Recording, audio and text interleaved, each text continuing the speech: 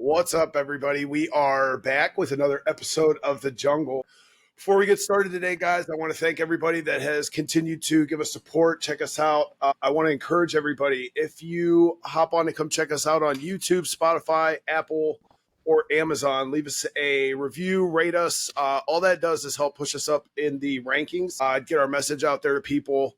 Again, the show is not monetized. That's never been my goal, and it's not my goal. All it does is get us out there to more people who need to hear that you can make a great life for yourself after felonies, drug addictions, or just struggles. So again, check us out YouTube. Give us a like, give us a subscribe. And I want to thank all my former guests who have come on and shared their stories, shared their troubles, and shared their victories. Guys, today with me, I have Nikole Thompson, Nikki Thompson. Do you prefer to go by Nikki or Nikole? I go by both. By both. I'm going to call you Nikki because I like Nikki more. Okay. Guys, Nikki is the author of 50 Shades of Truth. She is the mother of a small army, a wife, motivational speaker, minister for Celebrate Recovery. She has 17 years sober as of May. And most importantly, and the main reason I wanted to have her on is she loves God. She has put God at the center of her recovery, and she is using she's using God to help other people become clean, find God, so on and so forth. So, Nikole, welcome. Thank you so much for having me. I'm excited to be here.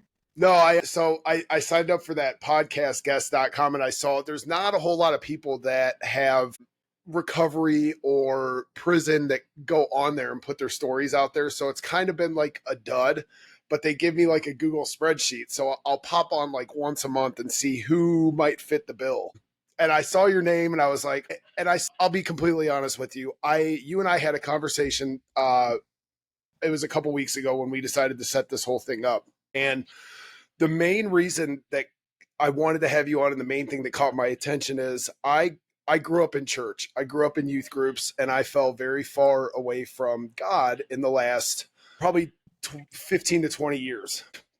Just recently, I've started praying again, and I've reestablished a relationship with God, and it's been a very big milestone for me in my life because I finally had to come to terms with the fact that it was people that hurt me. It wasn't God that hurt me. Yeah. So when I saw you were part of Celebrate Recovery, my brother is a pastor. He started a Celebrate Recovery program when I was in the midst of all my troubles. And I never went because when you're in the middle of all that, nobody wants to talk about God. Nobody wants to hear about all the things that they're doing wrong. So I kind of like floundered, never really went.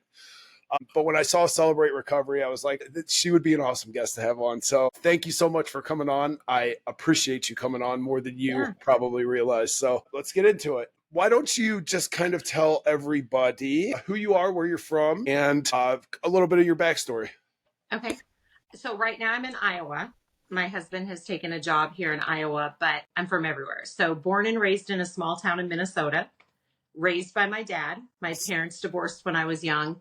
And my dad was amazing, very present there. He was self-employed, never missed a game, just there. And every Sunday we went to church. We went to a little Lutheran church, and it didn't matter what you did on Saturday night, you got up and you went to church on Sunday.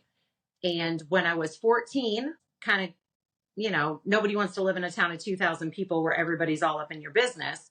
And so I saw moving to my mom's in Evansville, Indiana as freedom. So Evansville, Indiana is about 250,000 people. So it was super, huge. My high school had 2,000 people. Like that was the whole population of my town. 14-year-old Nikki just didn't know what to do with that. And my mom, clinical psychologist, she ended up finally getting her doctorate. She worked at a group home. And so she would leave on Friday night and not come home till Monday morning. Well, that was just way too much freedom for a 14-year-old to have. And so I found myself smoking pot, sleeping with the neighbor boy, drinking, smoking cigarettes, just all the normal stuff that, kids get into and kind of experiment with. And by 16, I found myself pregnant with my oldest son. So I shifted gears. I went to one of those like alternative high schools where you can graduate early. Got into college, had my own place, new boyfriend, found myself pregnant again. And so by age 20, that boyfriend and I broke up.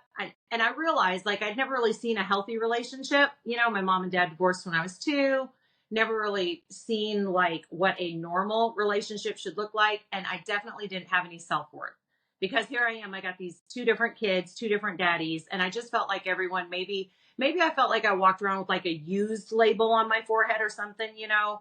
And so at 20, when I met my husband, I was in college. I had a fake ID and I was drinking in the bars. And he had asked me out, and I was like, yeah, I'm not going out with you. And he was like, no, come on, I'm serious. And I was like, well, I don't have anything to wear, so we're not going on a date. And he said, well, hop in, I'll go buy you a new outfit. So, like, looking back, I realized I probably didn't have a lot of relationships that poured into me. And so I took him up on it. We got a new outfit. We went out singing karaoke. He didn't drink. He didn't smoke. He had been sober and clean for like 3 or 4 years, but he loves karaoke and he loves to play pool. And so like that was just something from his past that he never quit. And as we dated for a couple of weeks, I found out he had custody of 5 of his 6 kids, a legit kind of stand-up kind of guy. Like my yes means yes, my no means no. One time, you know, those old box caller IDs. One time someone called and he was like, oh, I don't want to talk to them. And I said, oh, let me answer it. I'll tell him you're not here. And he was like, I don't need you to lie for me. If I don't want to talk to somebody, I'm going to tell him I don't want to talk to him. And so, you know, that was big for me, that little white lies, like, you know, what you're saying matters. And so probably the clincher for me, about maybe 2 or 3 weeks in, I had slept on his couch and it was a Sunday morning and he had his 4 little boys lined up in a row, a squirt bottle in one hand and a brush in the other. And he was doing their hair, getting them ready for church. And I had 2 little boys that needed a dad. They needed someone to look up to that was going to show them what it means to be a man, what it means to work, what it means to love, like all those things that he represented with his kids. And then when I found out that his oldest son wasn't even his, he had adopted him. And after him and his wife split up and she left him with all these kids, like he kept him and was raising him as his own. And I was like, all right, I could do this. So at 20, I married a 36-year-old man who had 5 kids, which literally made us 6 boys and a girl. And then when we had Freddie, our baby, together in 2000, 7 boys, 1 girl, all under one roof. And so when you say small army, it's legit. That's what I had. And people, he had to pick a 20-year-old. Nobody else can handle that. Like, nobody had the energy for it. Nobody had the energy for it. It was a lot.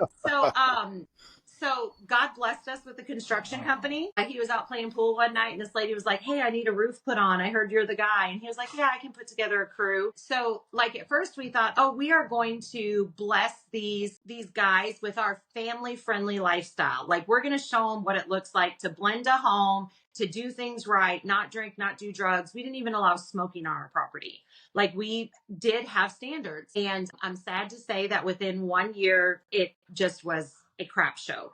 Like bad company really does corrupt good morals. Like that scripture. Yeah, that industry. I've got tons of friends that are in that industry. I've got tons of sober friends. I've got tons of friends who are still out there, and that industry is rampant with drug use.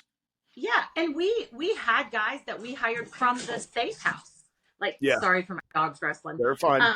We had guys that were from the safe house, and so they would get day passes to come work with us. And like, we really thought that it was going to make the difference. Again, like I said, I think it was maybe within 30 or 60 days that the lies had begun and stuff just started to turn sour. Eventually, you know, he was staying gone more nights than coming home. Lies, infidelity, drug dealing, which of course, the way the enemy got in with that was, you know, your workers are going to go looking for it somewhere. It's safer if you provide it for them, was basically the gist of what my husband realizes how he got, you know, taken down. And so I remember at my son Freddie's first birthday, just like looking around and realizing like, this is not what I signed up for. I knew that he was cheating. We had both already been arrested. We were on our way to a Godsmack concert and we had 1.5 pounds of marijuana on us. We were going to do a drop and obviously got set up. We were pulled over by a canine unit. And so he has a huge record. I had none. So I took the charge. And then, cause I was just going to get probation, a misdemeanor, you know, and it was a Class D felony, but got bumped down to a misdemeanor once I completed it. And cause we weren't using. And even though I really wasn't in the game with him, I knew what he was doing. Like, you know, I was absolutely helping and we didn't need the money, which is what's even worse about how crafty the enemy is because we were making a boatload of money with the construction company. Like we didn't need extra money, but there's just this greedy element. You always want more. And so whatever it was that took us down. So eventually, we would hide 20 pounds of pot in our vacuum cleaner box in our bedroom. That's where we'd stash it. And we were going through that every week or two. And then a friend came to him and said, "Hey, if you think there's a lot of money in pot, you should see what's out there in the meth world." And so Tony started dealing, and then eventually he started cooking. Like they taught him how to cook. Again, like I said, he was cheating on me. And so I left him, packed all my stuff up in the middle of the night, got a U-Haul at like 8 a.m. I had called my dad, borrowed money to get out, and I was out. So 24, really drinking in the bars for the first time, because that's my learned coping mechanism from my mom. She was a drinker. Through Celebrate Recovery, you kind of learn all of those. Oh, where did I learn this from? Where did I learn that from? Like, what do I use to cope? And so I realized that alcohol was something I always bounced back to. And so I was in the bars, and it was 2002, and Dr. Dre came out with a song called "You Can't Turn a Hoe into a Housewife." And so, like, Yeah, we did. I remember that one. Now I can recognize a little more clearly when thoughts are bouncing around in my head who's sending them my way. But I remember being drunk thinking he didn't want, because he left me for multiple strippers, and the girl that he moved in was a dancer. And I just remember, okay, he didn't want a housewife. He didn't want someone that took the kids to the YMCA swim lessons, that prayed, because we prayed before meals. We ate supper every night. Like we were a family. We took the kids camping. Like we did normal family things. And, that's the only thing I could see that he didn't want. I was too controlling, too rigid, too not fun. And so I called him up and I said, "Hey, I know you're doing meth. I want to do it too." And he came over that very same night, and I was instantly addicted. I loved the way meth made me feel, the things I could get accomplished, how it was helping me shed those unwanted pounds. Because, of course, as girls, women, we always think that, oh, I'm cheated on because I'm not pretty enough. I'm not skinny enough. I'm not this. I'm not that. And it also let me party all weekend. And then I could go to work on Monday morning because I had a job in corporate America. And so I literally at that corporate America job for about a year and a half doing meth on the daily. And so we spiraled out of control together, became super toxic, because he would come, go. He's still seeing whoever. And so for 4 months we used together. It was 4 months of his relapse before he went back to prison. And he was arrested, facing 96 years in the state of Illinois, which is pretty strict. Yeah. And that's where most of his issues were from Chicago when he was a young man. And so, I was kind of like, haha, you got what you deserve. Because I don't know, it's so toxic when you're in a drug relationship with someone. And so I had grown to kind of hate him, despise him. And, it just justified my drug use. It just justified me doing everything I wanted to because I had absolutely no ownership, complete denial.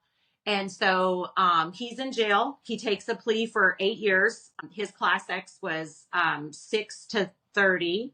And they were like, all right, they're willing to drop these other 2 X charges. He had 3 class X charges. And so he was facing 90 years. They were willing to drop 2 of them, but the one that he couldn't get away with, like the drugs, whatever, he was going to have to do something on that. And he was like, well, I will absolutely take 6 years. And they're like, yeah, they're not going to give you 6 years. And he was like, we can try for 8, but who knows? And he said that feds were coming around, grabbing up cases, and you were going to have to do a lot more of your time, So he went ahead. They submitted the 8 years. They took it. So praise God, he ended up getting 3.5 years in prison. Started out higher security. Up, I think the first time I went to see him, he was up there by the 4 quads in one of the prisons. But he moved 3 or 4 times. I went to visit him in 3.5 years, I think 6 times only, just because, again, I was strung out on meth. You have those moments of clarity where you're like, oh, I really do love him. But then, the enemy comes in with all these thoughts. Look what he did. Look how he treated you, know. And then couple that with these letters he would send me all about Jesus. He instantly found Jesus as soon as he went to jail. And so I was like, okay, this is jailhouse religion. Good for you. I'm glad that you found your thing. I don't want anything to do with it. And he would write me these letters, and everyone was signed, "Love always and forever your husband." And so he later told me that he was standing on Romans 4:17, calling those things which be not as though they already are. And bringing God into remembrance of his word, that he is a God who restores, that he is a God who redeems, that he is a God who, makes up for the years that the locusts ate, and that he did want to put our family back together, even if that's not what he was seeing in my behavior. And so for 3.5 years, he would write me. And for 3.5 years, I would just, go further and further and further into addiction. And so, what may have started out as snorting or smoking, you say all these things. I will never. I will never. Okay, so you were still using while he was in prison. Whole time he was in prison, 3.5 years. Active addiction, like my last year of using was probably the worst, obviously, because it just spirals. So it had gotten to the place where I was so depressed and hated my life so bad, but you wouldn't know it. You would think that I loved it because I acted like I loved it. That if I didn't have a way to get high, then I was looking for a way to get drunk. In my book, I actually even talk about he had been spraying embalming fluid on marijuana to make it stronger for a more potent hit. And one time I didn't have any weed, I didn't have any money, I didn't have any meth, I didn't have nothing. And so I thought, oh, I'll quick spray it on some cigarettes. And like I lit my whole face up, like lost my eyebrows, a little bit of my back. Yeah, I mean, because it takes a day or two for that stuff to dry. I mean, it's drying out your dead body. That's what it's meant for, not for you to ingest. And so it just, everybody knows that when you're numbing those painful memories, you don't want them to come back to the surface, and therefore you get high again. So it's that vicious cycle. And, the morning after, whether it was the drugs, whether it was after, miscellaneous partners or whatever it was that I was trying to stop it, whatever it was, the morning after you just hate yourself. And so you start that cycle all over again. And so, so that's where I found myself, just in darkness. And I didn't lose, the kids were wards of the state, but praise God, we never lost them. I'm very blessed. In this whole time, I did catch a couple of different cases for buying the pills because, that's what's needed to make meth. And so I was a little pill hustler for the different dope cooks. And so I ended up having to do a long stint of probation, and in order to get intent to manufacture off my record. But it just was a death trap, an absolute death trap. And so when he got out 3.5 years later in April of 2006, and he showed up at my doorstep, I wanted nothing to do with him. Like I opened the door, like he was looking at me, which I was wearing a pro-gay shirt. I was living with a woman by this time. And I'd just been super promiscuous, just like sexually immoral to all get out, which that's what those drugs bring. I had avid on porn. And again, that's what those drugs bring. And so when he showed up at my doorstep, I'm thinking, oh my God, he can see the track marks in my arm. He's looking at this. He's not going to put up with me raising his kid like this. He will take Freddie from me. You better just slam that door before he has anything to say. And before I could shut the door in his face, Freddie comes running in, who's just 5. And so I'm like, all right, let's go in the kitchen. Let's get this lecture over with. And Freddie would not leave the room. He was so excited to see his dad, hadn't seen him for probably 6 months to a year. And so before I knew it, because I'd asked him multiple times, Freddie, leave the room, Freddie, go in the other room, Freddie, get out. I'm elevating. And then finally, in the midst of it, I throw a whole bunch of curse words out there at my 5-year-old, telling him to get the bleep into the other room. And he begins to cry. And so Tony picks him up, puts him on his lap, and just begins to embrace him and hug him and rub his little back and run his fingers through his hair. And he's like, Freddie, mommy and daddy love you. And mommy and daddy want to hear what you have to say. But mommy and daddy have to talk first. So be the obedient little boy that you are and go in the other room. And when we're done talking, we'll hear what you have to say. And so for me, like, that was the most positive thing ever. I'm going to let this dog out. I was just amazed at his behavior and how he could contain himself, how he could be so kind to me, how he could include me in those affirmations. Like, it would be one thing for a guy to be like, daddy's here, daddy's going to fix it now. But he was like, mommy and daddy love you.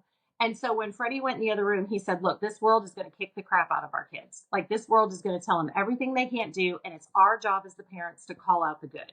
Like, we have to speak life over them. Freddie is an obedient little boy, and that's our job. And so for me, you know, there's two scriptures I always refer back to, Romans 2:4, which says it's the kindness and goodness of God that draws us in, that woos us in, that causes us to want to repent. And so that day I saw kindness and goodness in my husband. And then also, you can't fake fruit. Well, people will talk and say whatever they want, but when their words line up with their actions, and when someone gets pushed, someone bullies one of your kids, what do? You typically react, unless you have self-control. And self-control is a fruit of the spirit: love, joy, peace, patience, kindness, goodness, gentleness, self-control. And so for me, I knew it was real. It wasn't jailhouse religion. Because you can't, like, when someone's on meth, they can pull you into their crazy fast. Oh, And yeah. he pulled me into his peace, which was the peace of God, which you can't fake, like, when you have that. And so, it'd be great if I could say it's been roses ever since, but that was 18 years ago this May. I need to update that. So 18 years free from Oh, meth. I'm sorry. No, you're totally I thought I cool. did good here. No, you did I'm great. like, oh, I did some math here. 18. You know what? Once you hit those double digits, praise God. I just give God the glory Yeah. for each year. So, yeah. So, he was like, I want you to relocate to where I'm at. We got to get out of Evansville. It's vultures. They're going to tear us down. And we go back and minister every now and then. We got grown kids that live there, family members that live there. But like, we left that place joyfully, joyfully. And so, our first 7, 8 years was raising kids, 10 years raising kids. Freddie launched at 17. And now for the past, 7, 8, 9 years, we've just been sharing what Jesus did for us. Before we started the Celebrate Recovery, we went to New Orleans to plant a church. Louisiana has the highest recidivism rate. And so when a friend of ours called Tony to co-pastor, he said, look, you've got everything that could inspire hope. God restored your marriage. You're a multiple time felon. You've got a successful lawn care, business. That's what he started doing when he got out of prison, a lawn care business. You're sober, you're clean, and you're not a bitter. You're not like a dry drunk. Like, you Yeah. can see that you have joy. And so we moved to New Orleans to plant a church right dead smack in the heart of the city. Probably hardest couple of years of my life. But truthfully, they bore the most fruit. 2 of my daughter-in-laws are from Louisiana. 5 of my grandchildren are from Louisiana. And so it's definitely been worth it. It's definitely been worth it. And now for the past 7, 8 years in Madisonville, Kentucky, we went there. It's an hour south of Evansville. So it's close enough to see the kids, but not to be part of the drama. Went to a church. They were like, hey, will you start a Celebrate Recovery? We've tried before. It hasn't worked. And I think that Tony and I's biggest mission is, a lot of times when people get saved, or people want to get clean, or people want to change their life, it's like, okay, great, good luck. You're saved, go and sin no more. Well, what does that look like? Because when I get up and I walk out those doors, I still have all the same thoughts I used to have.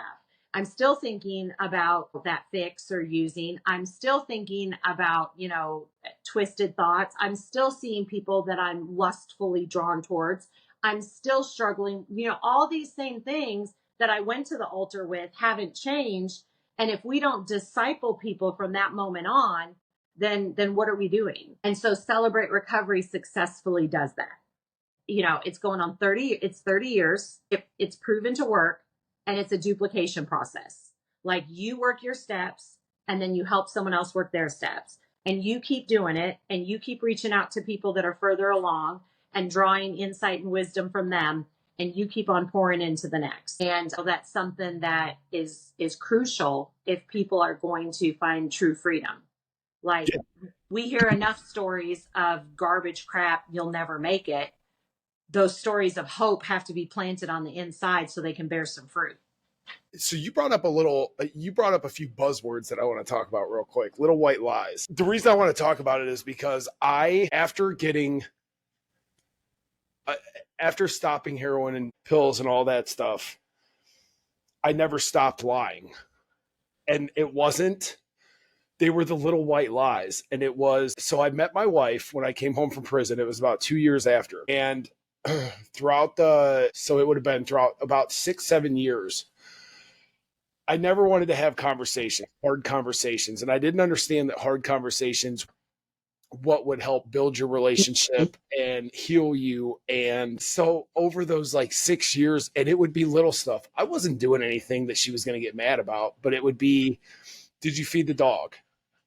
Well, me in my old addictive mind state still, I'm like, well, yeah, I fed the dog, but I really hadn't, but I'll go do it real quick so she doesn't know. Like I took care of what you needed me to take care of. So then those progressed over the years, not in anything like detrimental, but she started picking up on it. And I would always say, for whatever reason, even in those 6 years, I would say, well, I'm only lying about little stuff. I would never lie to you about the big stuff. And now for like the last couple of years, I'm like, that made absolutely no sense whatsoever, because if I can't have conversations about, like, I was like justifying it in my mind. I'm like, well, I'm not lying to you about anything like serious. If something serious happened, I would tell you the truth. No, I wouldn't. No, I wouldn't, because I don't want to have those hard conversations. So over the last couple of years, we took a break. It was about 2 years ago. For about a month, I had started to blow our life up again. I relapsed, but that was the turning point in kind of me making a full circle. Was I realized, and dude, I love my wife to death, because she kept pushing it on me. She was like, I know you're not doing anything like extreme, but I'm not dealing with the white lies or the little lies. So over the last couple of years, it's been a lot of communication, a lot of growth in our relationship. I like when you brought it up, because your husband, and this is another reason, and I really want to have your husband on if he's ever willing to do an episode, because when you said he was looking at the caller ID and he's like, I don't need you to lie for me. Like, if I don't want to talk to him, I'm not going to talk to him. And what's wild is, in my day-to-day life, every person I encounter, I'm the same way. Like, even when I was in addiction, I'm not going to lie to you. If I don't like you, I'm going to tell you I don't like you. If I don't want to do something, I'm going to tell you I don't want to do it. But with her, it was like that was the one area I could not stop, because I didn't want to cause chaos. Rejection, fear of disappointment, rejection, the unknown, how's she going to respond? Yeah, absolutely. So it's been awesome over the last couple of years, because we've been able to hash out a lot of things and been able to work on a lot of things. But that little white lies caught my attention. So let's talk real quick about your book. Okay. So you came out with 50 Shades of Truth. I think it was January of 2021. Yes. Well, okay. It had been in the process since 2016 is when God told me to write it. I remember one of the first times my husband and we went on this like 2-hour motorcycle ride, and our friends all had the great motorcycles where the woman's in the back, like in a chair, and I'm there with nothing. So I can't be on my phone. I can't do anything. I'm just riding, looking at God's creation, and he's downloading what he's wanting me to write about in chapters. And so 50 Shades of Truth, the truth is made up of the word lies. Oh, okay. And so just basically, we live in an instant gratification world. We live in a fallen world, not how God created it or desired it to be. And so therefore, what God creates, Satan counterfeits. And so what we're seeing in the media, what we're seeing in music, in TV, since the iPhone came out with, Instagram, Facebook, all these different apps and these things, is this instant gratification, swipe right. It's mostly my true real life story, my marriage, divorce, drug addiction, and then even now parenting, and just basically how I believe that right now it's a social contagion, what we're seeing with our teenagers. Absolutely. Meaning that like, oh, my other friends are doing it, so that must mean I need to do it too. And it's almost like a bullying. They don't even realize they're being manipulated. For me, I created a word, cultivate, what our current culture is cultivating inside of us. So again, back in 2002, Tattoo was a music group that came out, two little, straight teenage girls, and they had a Russian music producer, and he literally was quoted saying that he knew that men wanted more underage porn. And so he has these two little schoolgirls kissing in the rain. And they're in their little Britney Spears, like, little school. And again, this is when I'm in the clubs for the first time ever, drinking. I'm doing meth. And then I'm starting to sleep around. And so all that sexual immorality. And then I see this and I think, okay, what I would call soft porn or not real porn to girls, it's okay. I'm not looking at anything bad. But eventually it started taking over my mind. So whereas I never thought about girls as a little girl growing up, I wasn't born this way. I was cultivated this way. Like I was made this way because of the people that I was around, the shape of the environment that I was in, and what I was allowing to feed my mind. And so, like I said, I was living with a woman by the time Tony got out of prison. And so about 2.5 years into my drug addiction, I had a boyfriend who definitely manipulated me. I didn't realize it. His wife was in prison. She was a stripper and they had multiple threesomes. And I talk about this in the book. My book's very raw. It's very real. And I've rated it adult for a reason. I do think teenagers can read it because I think they see much worse. But I think that parents and adults need to be aware of how these lies are influencing our children. So, I had a pretty crazy life there for a little while. I thought I was going to be the female Hugh Hefner. Like I was going to have all these girlfriends. I was going to sell adult toys.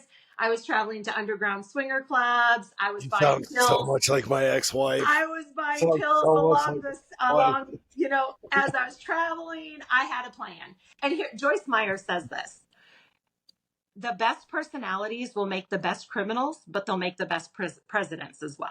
Oh, yeah. And so what God intended for good, Satan was distorting. And I had a business plan and I had all these things. And I mean, we would be sitting around at parties smoking dope. And I mean, the dope dealers would give me more and more and be like, tell me more. Where are we going to do this at? Like, I'm ready. Yeah.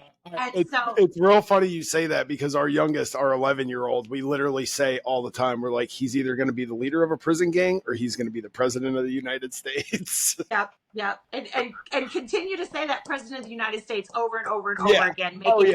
No, we don't tell him that. Yeah. But, so, and this is again, 2005, 2006. So this is the year before the iPhone came out.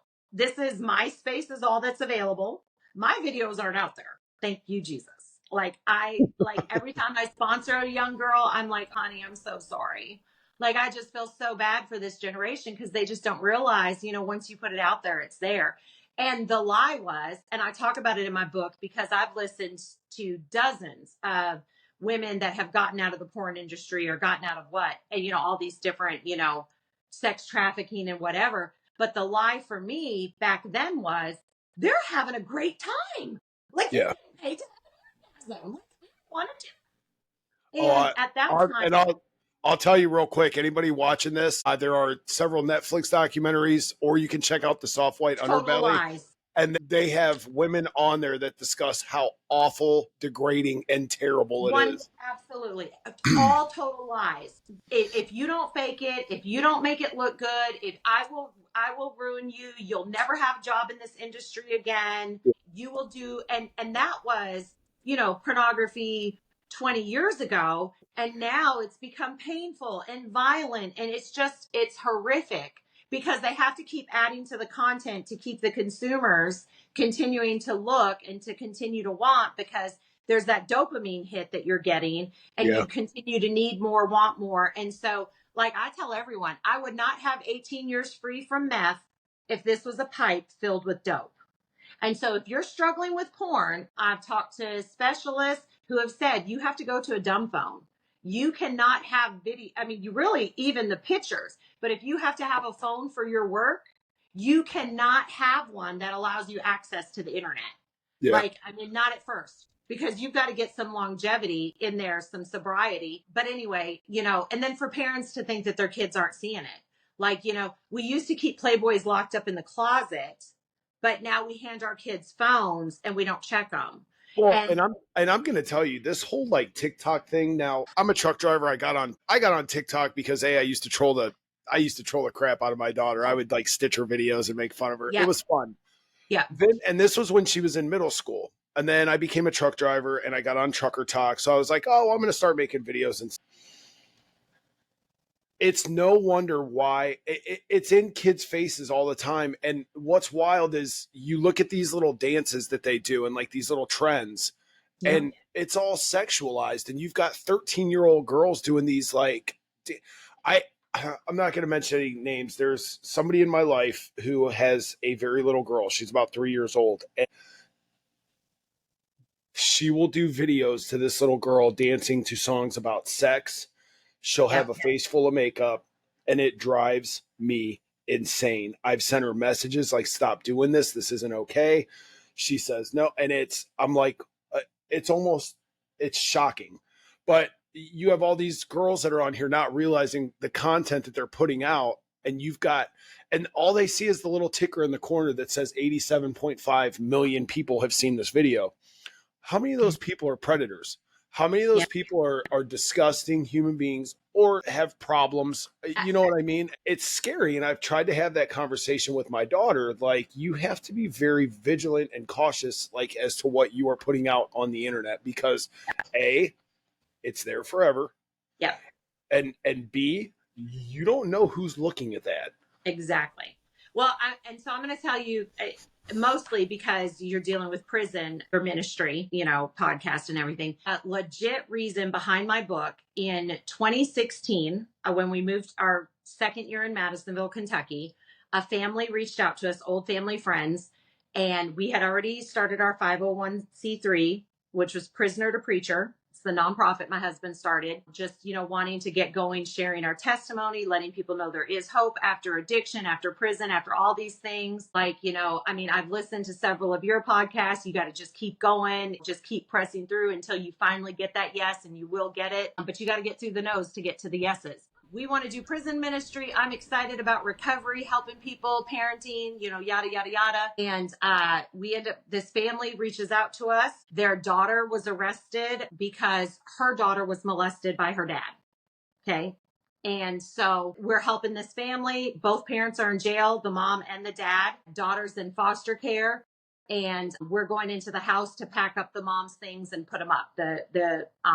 The woman who was arrested, her father had reached out to us and asked us if we would help. And I was like, God, this is just like, why would you give us this? I mean, he was like, you asked for prison ministry. You don't get to pick and choose who you're going to help and what you're going to deal with. And so, the grandfather had given us the discovery. I read the discovery, and there are things that once you read them, you can't get rid of them. And you just have no business read. There are things you see that you watch. Yep. That's the big point of the book. When you water those seeds of darkness, it does something to you. So, anyway, little girl's doing great now. I think she might, 2016. So she's got to be, 20, 21, almost graduated high school, got adopted by a great family, doing amazing. But as we're going into this home, we're packing up things, looking through things, and I see this box of what looks like stripper shoes that the police officers didn't take into, whatever, and they think that it was the mom's. Well, I know this mom. She wears the same size shoe as me, 9.5.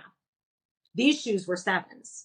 These shoes were 6.5. These shoes were intended for a 12-year-old little girl. And it made me these like rough shoes that this dad had her wear.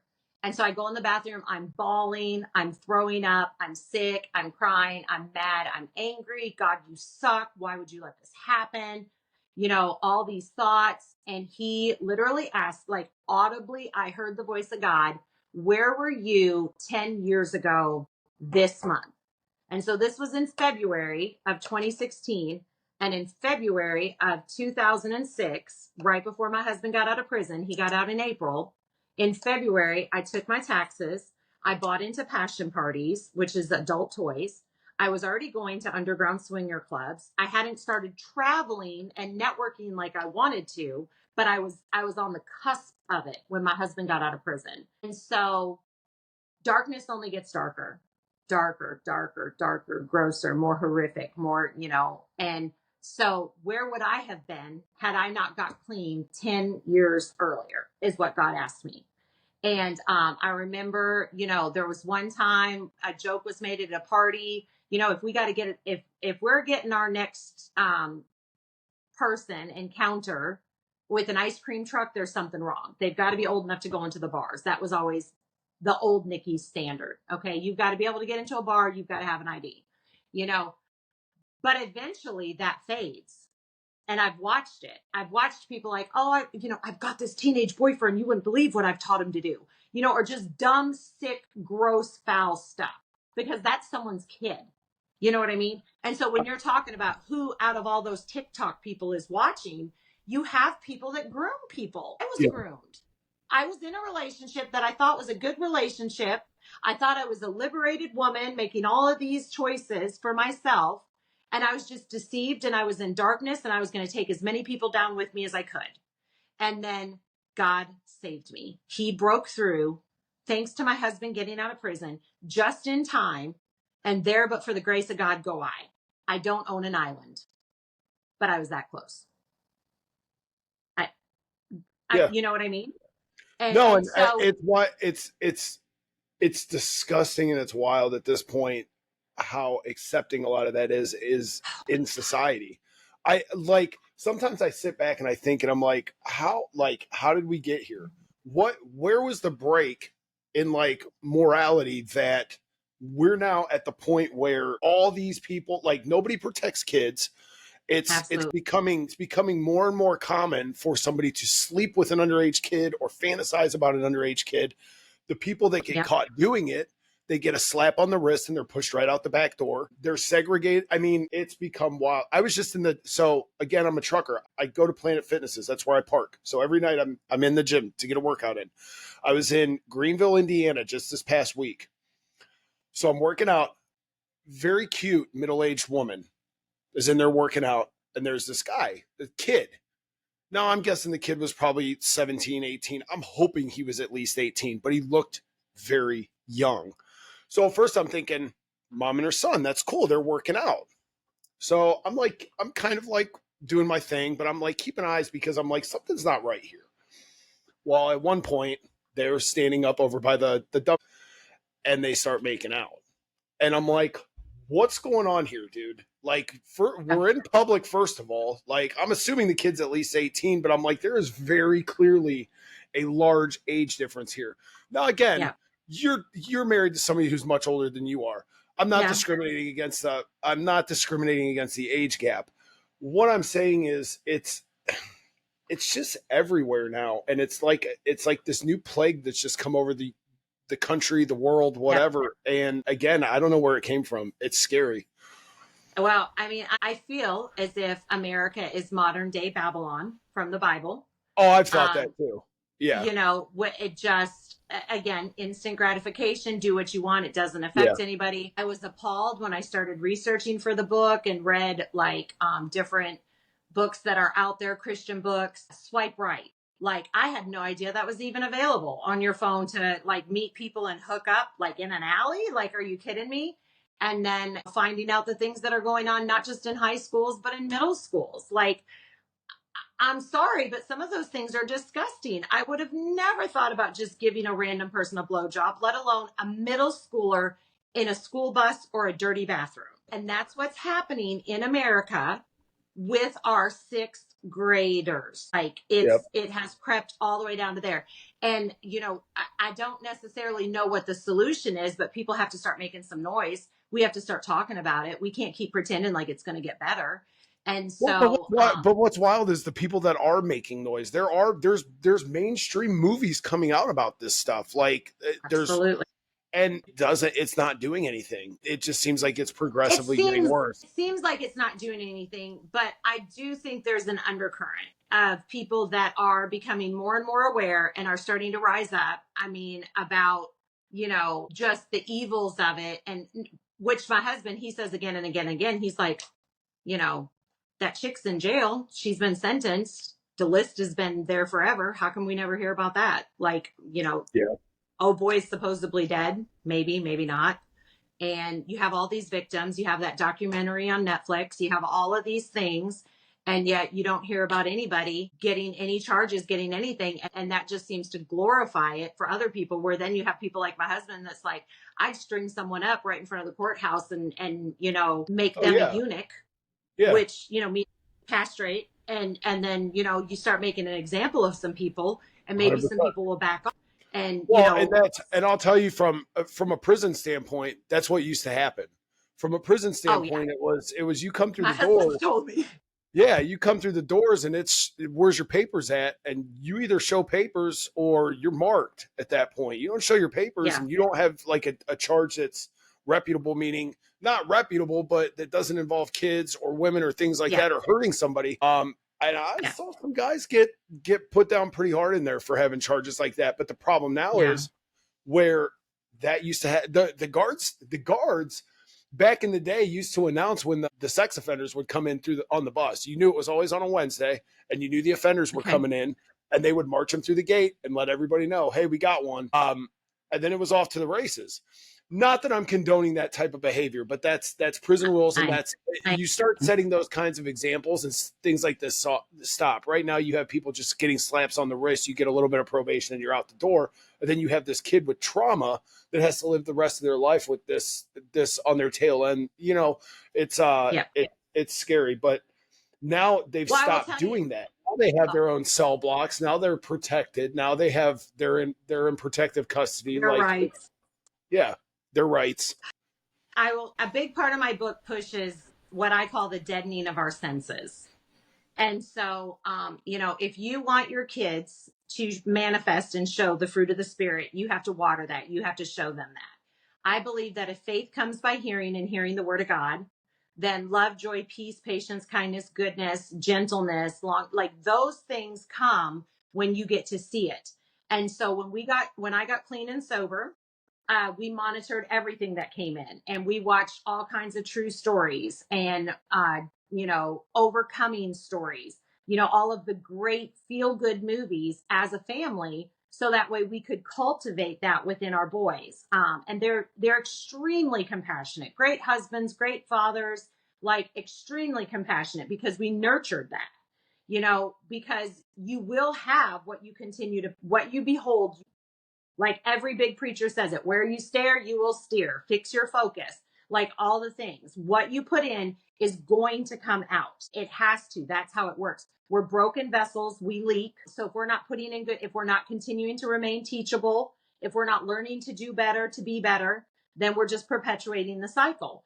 And so if I just sit down and veg out, like even, I can't tell you, it's constantly out there. My husband and I refuse to watch things with affairs. We don't watch things with people having sex. We don't watch things with people having sex, but it alludes to it or whatever. Yeah. But we try to really, because in our first marriage, we did watch porn together. In our first marriage, we did, so we have that pre-Christ marriage, and we have our new marriage where we are continually trying to, Philippians 4:8, dwell on things that are pure, holy, and lovely, and of good rapport, and that are edifying and building up and encouraging. And we love a good fight movie. We just watched Beekeeper. He loved it, and then watched it again with one of his kids. You know what I mean? So it's not like we don't ever watch anything of the world. Each person has to decide for themselves what is good. But for me, walking out of homosexuality, walking out of the lifestyle that I walked out of, I cannot. And like William Neeson has this movie, Los Miseros. It's a prison. I don't know. Have you ever seen it? It's an old movie. Oh yeah, I've read the book. Comes out, has the factory. Okay, so we were gonna watch it one night. I type it in on Netflix, and as I'm typing in LES, because that's how you spell lost, lesbian pops up, and all I see is like 20 pictures of just hot girls together, swimsuits. Like you don't see any nudity, but there's no teenage boy that's not going to click on that. Yeah. If you don't have parentals set up on your Netflix, your Hulu, your everything. I just had a 10-year-old tell me they've watched Orange is the New Black. What parent lets their kid watch chicks in prison having sex? Yeah. Like we've got to do better as a society. And if somebody won't tell them, then, you can't obey what you don't know. And so that's what I feel like my charge is, to make aware, to get awareness out there, not to shame people. Because JJ, my middle kid, the one where I'm at right now, he was 8 and 9, and I was letting him rap Eminem lyrics. I was like, Yeah. who's going to be next Justin Timberlake? And I let him say all the profanity, and I let him watch all the horror films. I didn't parent him well. And I talk about it in the book constantly. Different places where I made mistakes, but then places where I was able to dig up those bad seeds that I planted and throw some new seeds and create new memories and create, new intentions in order to change their trajectory so they're not on that same broken one that I was on and that I was leading them on. And so I'm not touting my horn like, oh, I've been doing this so great, because we all miss the mark. We're all going to mess up.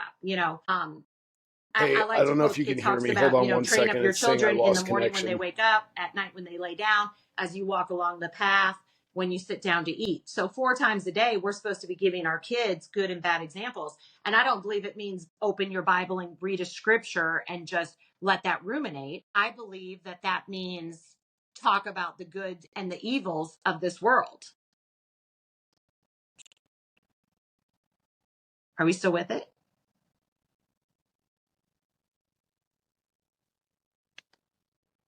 I'm so sorry. It's okay. It popped up on top and said you're losing connection or restore your connection. No, keep going. It's still recording. Okay. So that's what I was saying. So I don't necessarily think it's like, every day quoting scripture to your kids. I think it's living it out and talking about compassion and empathy and kindness. And we don't know what everyone's life is like. My granddaughter, so we were raising our grandkids for the past 3 years. She was telling me about a horrible teacher. And I was like, well, hopefully she wasn't always that way, but sometimes bad things happen to people. They shape their mind. And then, these things start to happen. So first we prayed for that teacher, and then rented that movie out in California, Freedom Riders. And Okay. for my granddaughter and I sat and watched Freedom Riders together. True story. All these kids out in California, the struggles they have, high school kids just trying to do better, but no. And so again, there was an opportunity for me to take what the enemy meant for harm. This teacher's just a bee. She's just horrible. She sucks. She hates all kids. Why is she even there? Okay, how about we pray for her? And then let's look at what some teachers really have to go through. Could you imagine how hard it is? Kids coming in with their cell phones, recording teachers, your every move being put on display, parents not backing you up. And granted, there are bad eggs in every tree, or bad apples in every tree. Every job, every school, every family, everything. You're going to have some people that, guess what? You should just avoid them, if you can. But for the most part, people want to be good. They just maybe don't know how. And so it's our job to help teach. It's our job to help lead.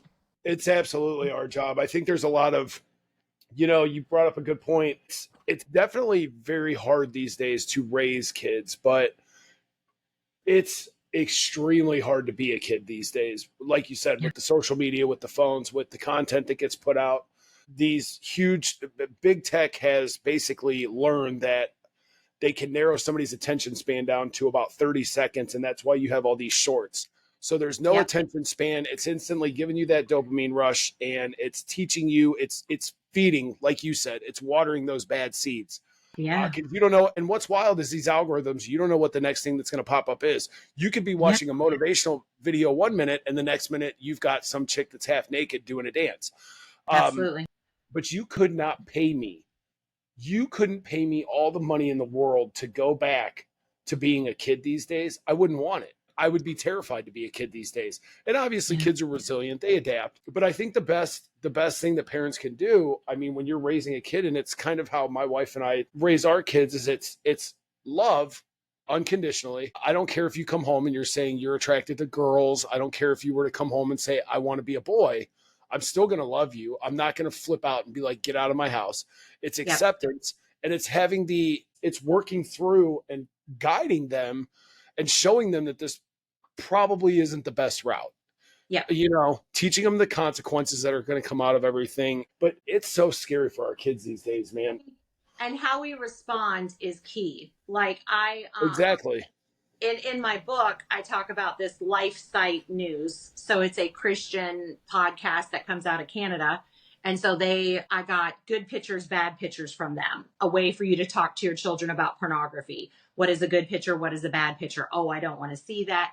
Come and tell your parents. And then parents, you can't freak out. If you No, freak the F no. out, then guess what? They're going to be scared to talk to you again. Yep. And so just little tools, and that's what I'm talking about. Like, we have to be teachable. We have to be able to shift with the changing times in order to be there to comfort and love unconditionally our children, and understand that sin is sin is sin. And everyone is going to struggle with stuff. That's not God's best. Now, with this whole transgender issue, my thing is, you're not old enough to make a decision. Like, you can't make a lifestyle permanent decision. And like, if you can't vote, if you can't smoke, you can't gamble, you can't drink till between 18 and 21, you should not be able to self-mutilate until at least 18 to 21. And that's Well, where I draw the line. hey, and that's a whole nother issue. This gender reassignment and all this shit that It's a excuse my money. language, It's a big all this pharma stuff that money. doctors are doing, and that's another big item of contention with me, where I'm like, how did we get here? And we could talk about. I could go on for days about how just awful and terrible this is, but I felt like a tomboy growing up. I was raised by my dad. He constantly had me in short hair. He owned a lumber yard. I had a dirt bike. I went fishing, and the girls were mean to me. They were so mean to me because I was being raised by a man in a small town. My parents adopted my older brother, who was African American. He was the only one for like 60 miles. So, like, I had all of these things growing up that were against me in this little bitty all white town of 2,000 people, and just mean girls. So I totally understand that. I hated being a girl. I knew my dad wanted a boy. I would have totally fell into the lie. But now the thing is, like, love wearing dresses. I love my hair. I love being a girl. And the things I love most about my life are being a wife, a mom, and a grandma. All things that could have been stolen from me if I was part of this generation. And that's what we're doing. We're allowing our children's legacy to be stolen from them when it's an uncomfortable, puberty's uncomfortable no matter what. yeah, No matter yeah. what. Nobody likes that crap. And then you got mean girls and mean boys and bullies and whatever. As parents, look, that's not God's best. That's not God's intent. And we just got to love them through it, and fight for them. Fight for them. Even if it, I don't know, because I'm not in that position. I'm super blessed. But I mean, like, I've got 13 grandchildren and 2 more on the way. Our baby, him and his wife are having twins. And so, like, I don't know what we're going to face in the years to come. I have no idea. But I know that I'm going to pray for them, and I'm going to love them, like you said, unconditionally. I'm not going to freak out in front of anyone. I'm going to be there for them. I'm going to be able to talk to them. And, this past year with my grandchildren, we just have said, that's not God's best. God desires X, Y, Z. And we just talk about, those things, those kind things, those good things. And it's sad that people are mean. And, we do our best to just pray for them and love them from a distance. But I mean, I don't envy the job my kids have in front of them No. at all. I think at the baseline, it all boils down to the same. It just all boils down to communication. It's communication is why you are now where you are at in your relationship with your husband, with God, in life. Yep. It's being able to communicate with your kids. It's being able to have the hard conversations with people. And I think that could potentially be where the ball is dropped. It's too much of the I feel, and there's not enough logic behind any decisions that are being currently made as far as like any of this, like gender reassignment surgeries go, or like whatever it is, no parent is, I feel like, and listen, I may take heat for this and I don't really care. It's just my opinion. I don't think a lot of parents want to put into the work, want to put in the work when their children come home and they say, I think I'm a boy. I got to be honest. Like, I have friends that are trans. One has transitioned and is trying to transition back because she saw how terrible it went. Yeah. And I got to be honest, it's a broken home situation. And I think parents get too tied up in their own lives. This is where drug addiction starts. This is where kids start watching porn, kids start acting out. It's the communication stops. And if you stop communicating with your kids, I love the fact, I mean, even in the last 8 years, my daughter and my son call my wife more than they call me because I've still got the dad element to me. And that's their stepmother. But we have the hard conversations and there's not any passing judgment. There's not any, we might make jokes. Like we might like, you know what I mean? It's being parents, but we have the hard conversations with them. We're not afraid to sit back and say, well, why do you feel like that? Why is this? Why are you processing this like this? Why is this going through your head like this? And we give them solutions and we put in the work. Like you don't have kids just to have two little munchkins running around your house until they grow into full adults and you push them into society. Like that's the most important and hardest job that any adult will ever go through in their life, is to have kids and to raise them to be decent human beings. So you have to do the work. It's not just throw a tablet in their face. It's not set them in front of a TV. It's the babysitter. And it's not just the babysitter for the kids. It's that the parents are self-soothing. Yeah, with the parents with are the doing phones it too. themselves. I can't tell you how many moms I've mentored and worked with. You know, kids starve for attention and they will look up to make sure you're looking at them. My husband and I have foster parented since all the kids have left the nest. We had 2 little boys for over a year. And I can't tell you how many times they would be looking to make sure I was paying attention to them, because that matters. And then you have these children that are basically being brought up hollow. Because we're not investing and pouring in. And I wish I could say I did it great when I got sober. I know I did a lot of good things, but I didn't have like my kids have talked to me since then, you know, like, Mom, you didn't really talk about purity. You don't really talk about sex. Like, it was just save sex for when you're married and don't talk about it. Well, I had such a dark sexual life that I didn't even know how to properly talk to my teenage boys when I had only been clean 4 or 5 years. And here's the thing, 20 years ago, nobody was talking about walking out of homosexuality. Well, go ahead. I don't think it's about having the hard I don't think you necessarily have to bring, and I could be wrong on this too. You know, again, this is my experience, my opinions. I don't think you necessarily have to have all the hard conversations. I don't need to sit my kids down and talk about boys are born boys, girls are born girls, so on and so forth. You know what I mean? That there's plenty of conversations like that, hard conversations, that if you keep communication open with your kids and you raise your kids, not your cell phone raising kids, not tablets raising your kids, you communicate with your kids, you're honest, you're open. My kids know everything about me. They know my horror stories, they know my triumphs, they know everything. We are honest. They know my wife's. They know there's an open door of communication there. And as long as that door stays open, your kids will come to you and say, hey, I'm feeling this way. Hey, I'm thinking this. Hey, I think trying mushrooms is a great idea. No, then you have the hard conversation.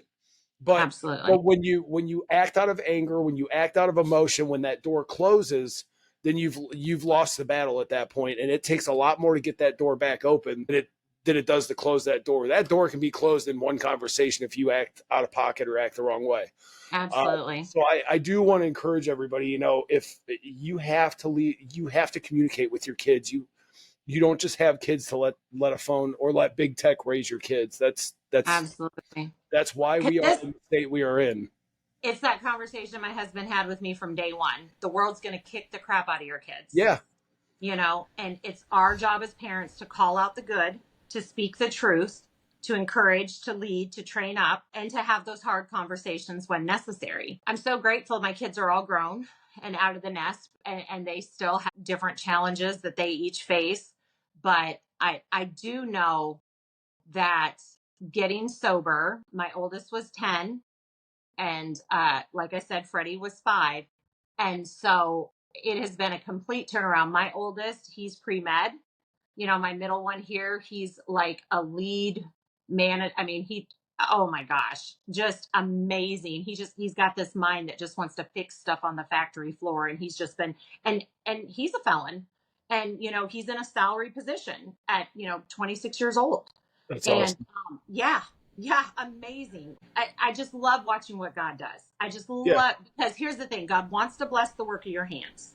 He does, but you have to put your hands to something. You can't sit on your couch and wish for it. Like, you've got to try stuff. You've got to do stuff. And I remember my husband telling him when he was 18, why don't you take over my lawn care business? Like, you'd be so good. And Josh was like, man, I'm okay working for the man. Like, I'm okay, like, moving up the ladder and letting doors open for me. And in the midst of COVID, when he could have got that fat unemployment check, he was working in the restaurant industry. His bio dad was like, hey, why don't you come out here to Kansas? I'll get you a job at the factory. Started out like $10, $12, $14 an hour. And before you know it, kids making $25, $26, $28 an hour. They're Yeah. paying to relocate him. Like and that is truly because he's watched his dad, my husband, his stepdad, but he calls him dad, walk out of prison and go hang the door flyers to get a lawn job. Do the hard work. What does it mean to do your job and do it with excellence? What does it mean? Because then you get the referrals and then, and like that, we've just watched God do. You can't put him in a box. The word of God says, as you've believed, you will receive. And so if you want to believe that you got a no count life, you got, whatever, I mean, you can have it, but why would you want that? Right. Like when other people literally we just went to Italy last year. My convicted felony, like our baby was in the Air Force. We got to stay at his house, but my husband took me to Italy for 2 weeks for our 25-year wedding anniversary. And I mean, like, that's not normal. That's not what the average family, let alone felon, gets to experience. And I It's want people. Yeah, it's not normal, but that's because the system doesn't want it to be normal. Yeah, And that's the whole point of, obviously that's the whole point of the podcast. I mean, yeah, people need to understand, like, you put in the work. Like I had a corporate America job. I did the same thing your son did. I just didn't want to do it anymore. I absolutely. was a operations manager for like 7 years, and I hated management, but I worked Yeah, my way. I was honest about my felonies. I showed people my character when I went into work every day, and I showed people my intent. And you just put the work in. And too many people get hung up on the idea of, well, I have a felony, and they get too many no's and doors slammed in their face that they get discouraged and they get yeah, hung up on it. And you have to understand, man, that's society at this point. You just have to continue to put one foot yeah. in front of another, and you work hard and you'll get there.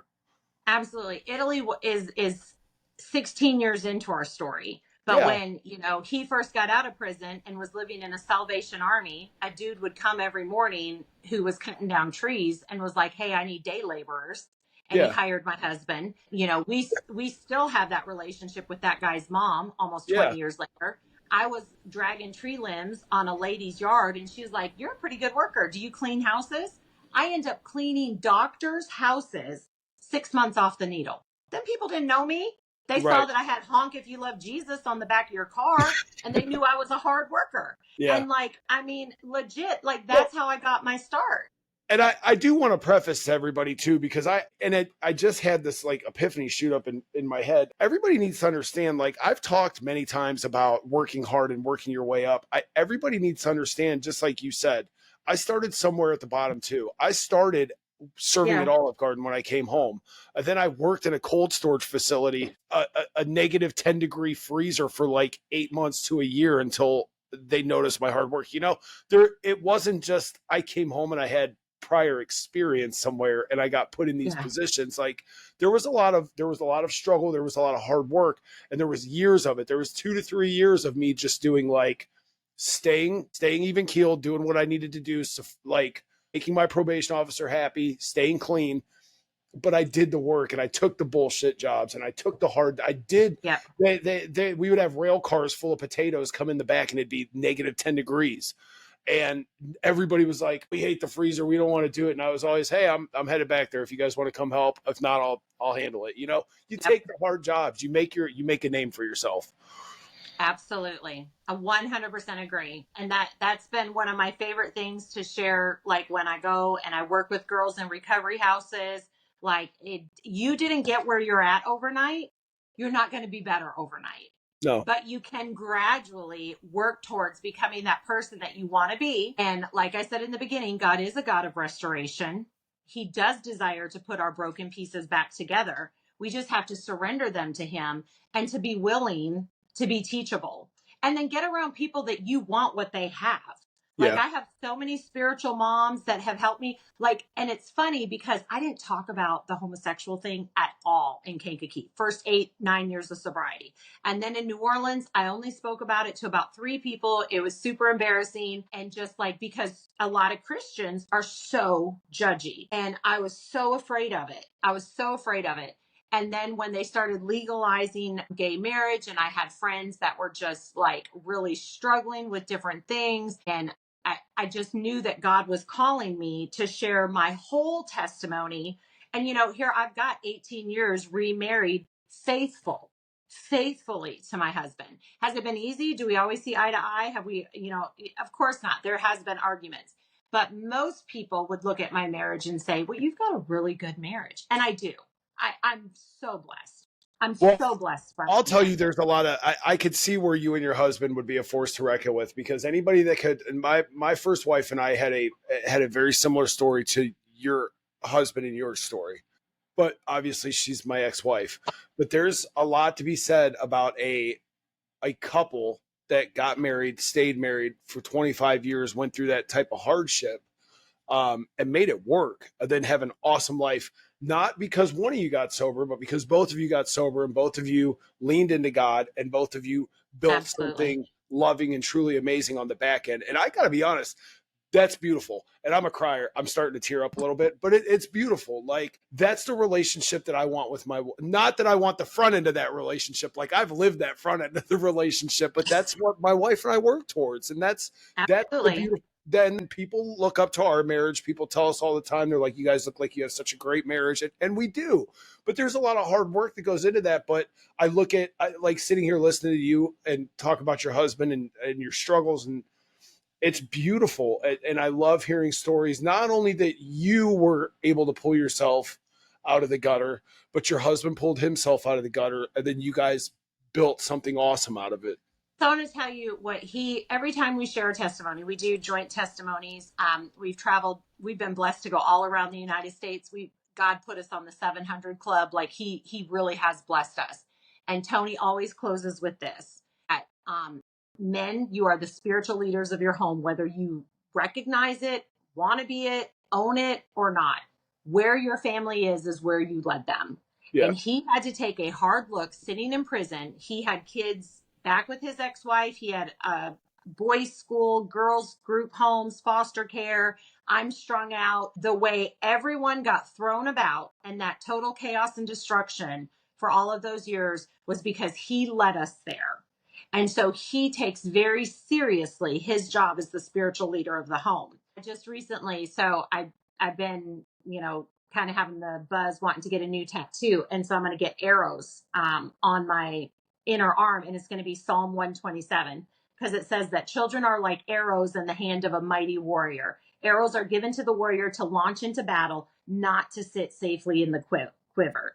And then, dear Lord, I What was want my that? children Because to. I like that. What was that?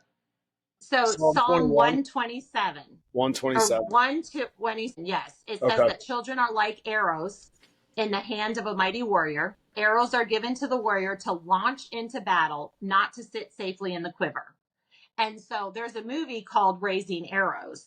We watched it with the foster kids, like I think 4 or 5 years ago. And then again, we were raising our 3 granddaughters. And so we're constantly trying to let them see this. And so in this movie, you've got a good couple, but they have one kid that basically goes off to college and becomes like an atheist. And mom and dad have to reevaluate how serious they're taking their walk. Does their Sunday 1 hour in church, is that reflected at all through the rest of the week?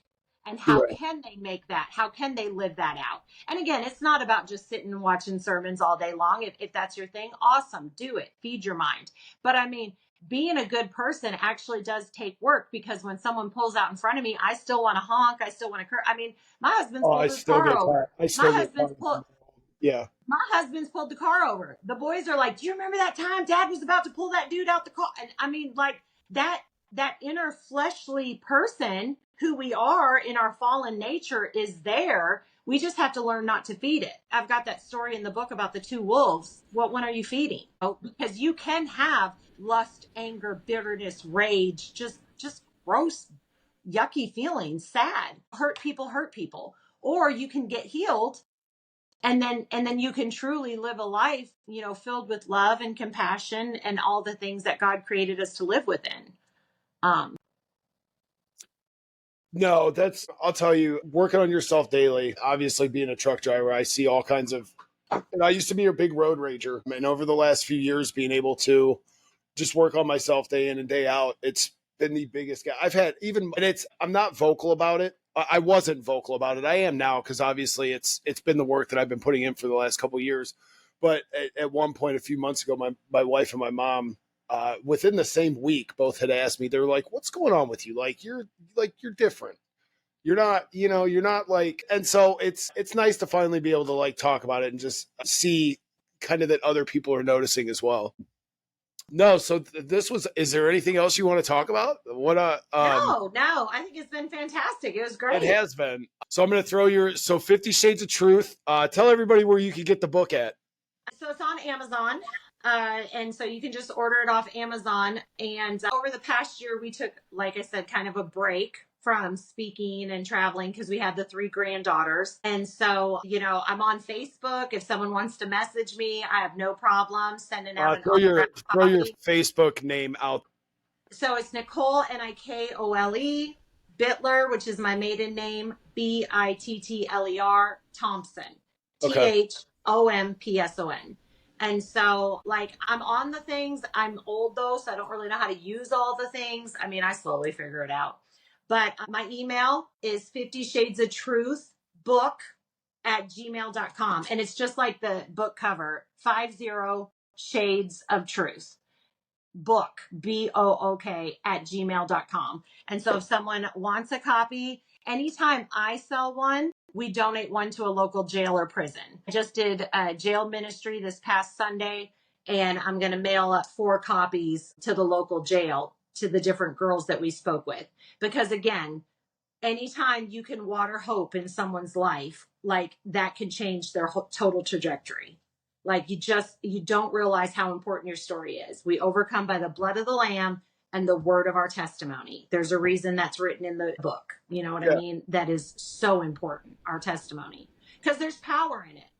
There's power in it that people don't just see every day, especially when you share the gross things that you're scared to share. Because as God is sanctifying you and helping you to live a better life, people that are stuck in it, they need to see that there is a way out. People do recover.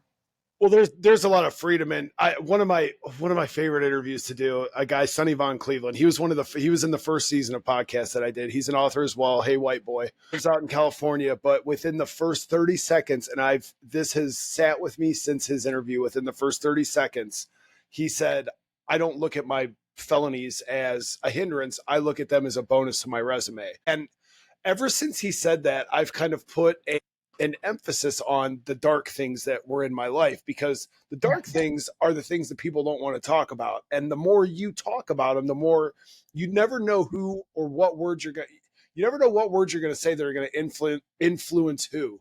So talking about like the weird stuff, or talking about, porn or child trafficking, or whatever the case may be, Absolutely. whatever your demons are that you suffer with, you never know who that's going to reach and who it's going to help. So no, Yeah, absolutely. Absolutely. um, So hit me up if you want a copy of the book, or just order it on Amazon.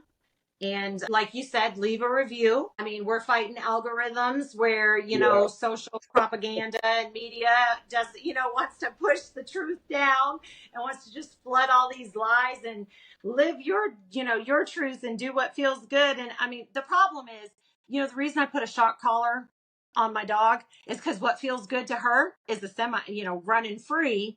But Yeah. when she runs free, there's semis out there. And Yeah. so, a little bit of boundaries is what we all need.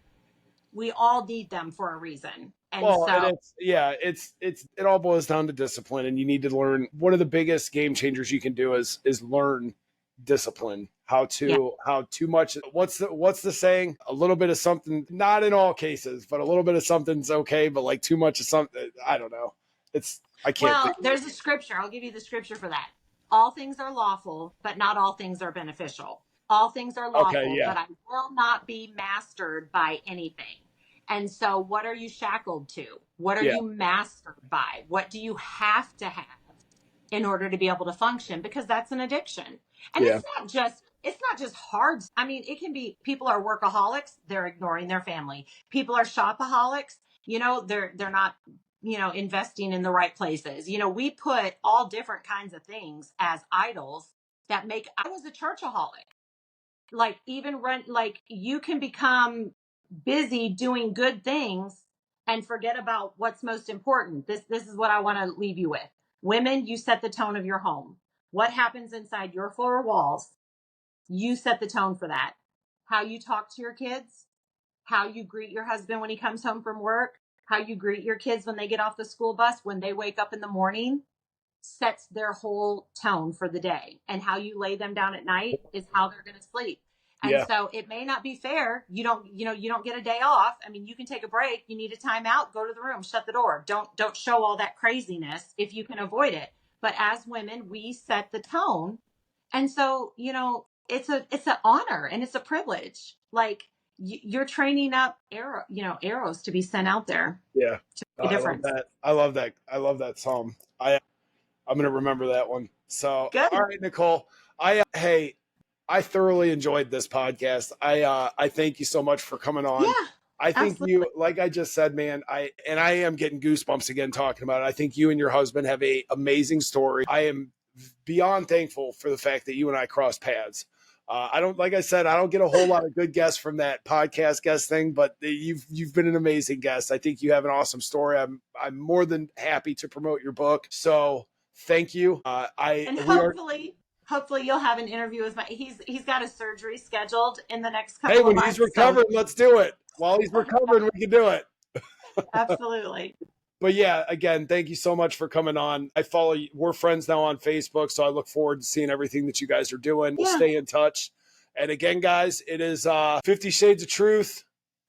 Check it out on eBay, Amazon. Check her out on email, 50 Shades of Book, 50 Shades of Truth Book at gmail.com. Yep. Again, Nikole Thompson, thank you so much. Thanks. We'll talk to you soon. That was cool. All right.